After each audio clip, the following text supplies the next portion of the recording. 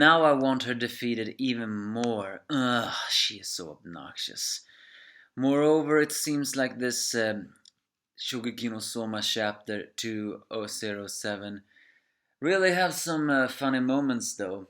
Especially here she was bragging that it doesn't matter what kind of dish I'm gonna do, I will still crush you, and then just happened to bring out her speciality.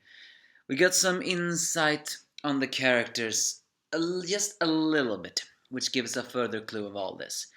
And yes, as I said before, the Shokugeki no Soma chapter 207. First of all, we have a pretty interesting cover page of Mimisaka together with Satoichi, Megishima, and Kuga. Apparently, the cover called them the Four Horsemen Ride. I mean, the Four Horsemen Ride.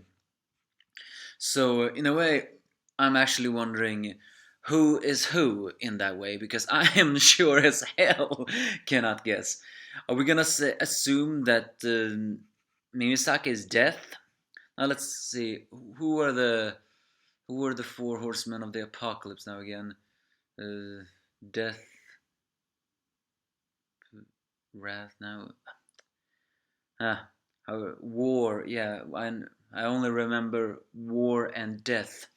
Do not remember the other two, and I know they were extremely predictable. So yeah, if you're watching this, give me your thoughts exactly how that. But I haven't even begun with the chapter yet.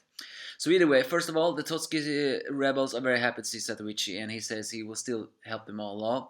Kuga is of course only here to beat Tsukasa, which by the way we all know he will not. And then we get some more interesting about Megishima.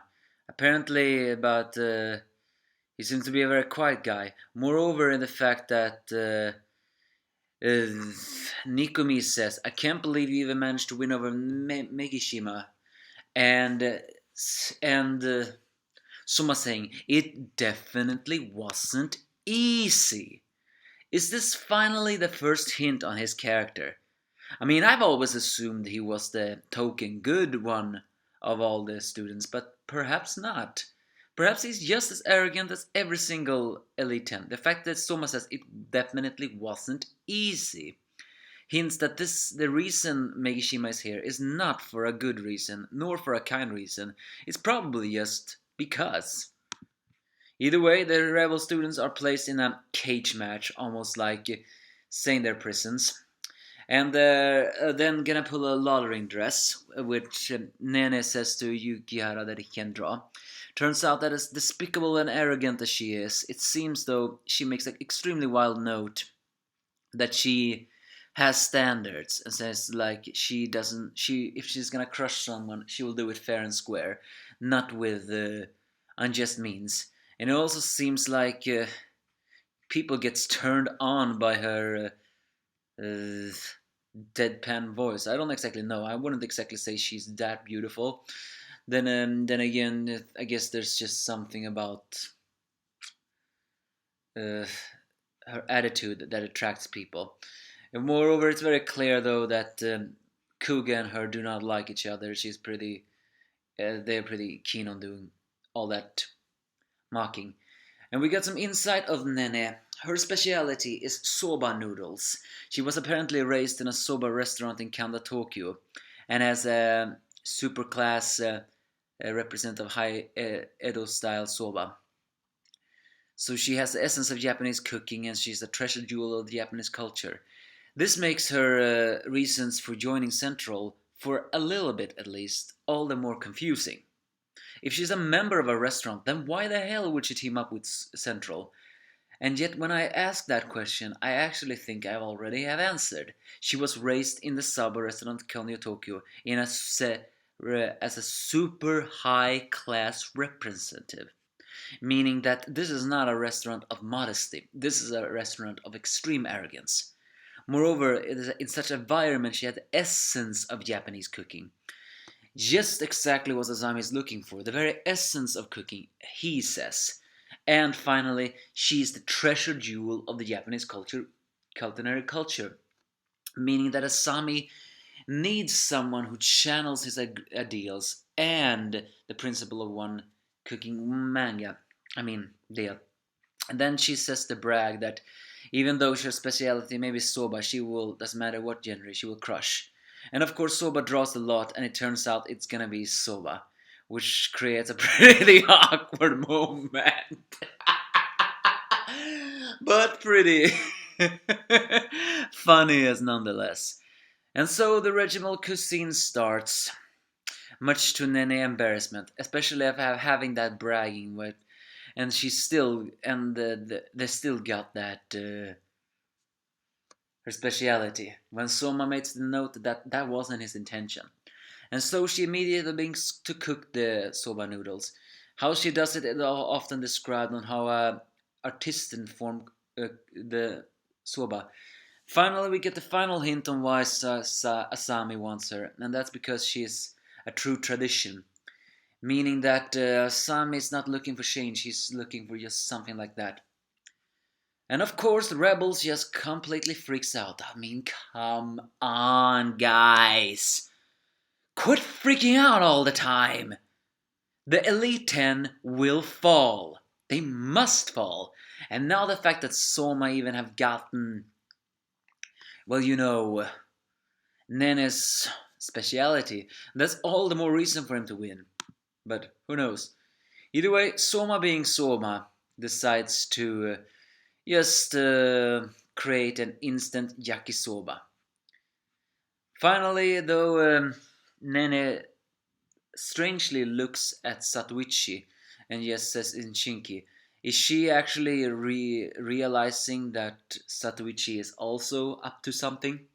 I mean, Nene doesn't exactly look like the unintelligent person, but who knows? As the chapter ends, we are kind of introduced to the judges. The question is, though, are these central allies or are these just random perfect judges? The fact that it says so they're the infamous central, huh? Meaning probably that they haven't been introduced to one. Although I have to say one of them looks surprisingly like Asami's aide. Either way, these are said to be the judges. We do not hear their name though. One guy looks like a black man with glasses. One looks like a girl, although we do not see her face. We only see a dress, a bit Lolita. And as I said before, the final guy is a white man with blonde hair. Sorry, who looks surprisingly like Asami's aide. Are these jerk-ass judges, or are they fair? The fact that they says, let's show them the meaning of absolute perfect judgment, meaning probably that these are not swayed judges, meaning that they will be absolute fair. But I do not know. Either way, this match screams despair, and not for the fact that Soma has gotten um Nene's speciality. In fact, on contraire, that's just better. That just means that when she loses, it will be so satisfying. No, it's just the fact that Nene looks at Satoichi and seems in mind. So who knows? But as I said before, I do not like how all the gang just instantly freaks out with all of this. But we finally got some character information. Nene is without a doubt an arrogant one, just like all the others, who believes everything will already be decided the moment anything happens. But will but at the same time, she still holds that little adorableness that a young teenager still has.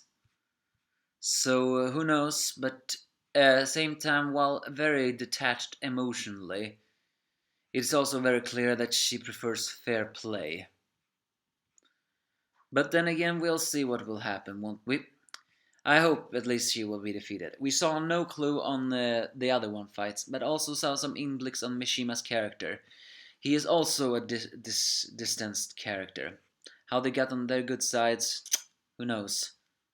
But that's basically this chapter. Finally, some information. But at least, but Soma intends to do instant soba. That's just like Soma, making something like that. But he has beaten people at his own games before. Can he do that? I mean, I will be kind of crossed if he doesn't defeat Nene, if especially with her jerk-assness.